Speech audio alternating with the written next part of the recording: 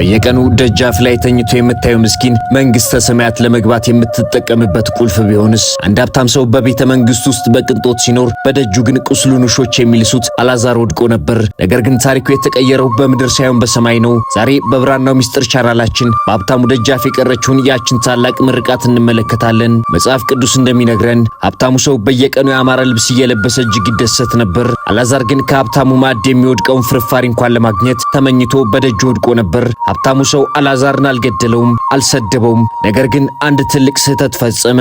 ችላለው። ሞት መጥቶ ሁለቱንም ሲወስዳቸው ግን ሁኔታው ተቀለበሰ። አላዛር በአብርሃም እቅፍ ተጽናና፣ ሀብታሙ ግን በሲኦል እሳት ውስጥ ሆኖ ተሰቃየ። የሚገርመው ሀብታሙ ሰው በዚያ ስቃይ ውስጥ ሆኖ አላዛር እንዲረዳው ሲለምን ሁለቱም ግንኙነታቸው አልተቋረጠም ነበር። አላዛር ለሀብታሙ ሰው በደጁ የቀረበለት ገነት ነበር። እርሱ ግን ልቡን ሳይሆን ልብሱን በማየት እድሉን አጣ። ዛሬ በየቤታችን አቅራቢያ ያሉ ምስኪኖች የኛ መንግስተ ሰማያት መሆናቸውን እንዴት ረሳን? ብዙ ጊዜ ገነትን የምንፈልገው ሩቅ ቦታ ነው። ነገር ግን ገነት ያለችው በደጃችን በወደቁት በተራቡትና በታረዙት ሰዎች ውስጥ ነው። ዛሬ የምናልፈው ምስኪን ነገ በሰማይ ምስክራችን ሊሆን ይችላል። ጌታ ሆይ ለወደቁት የሚያዝን ልብ ስጠን።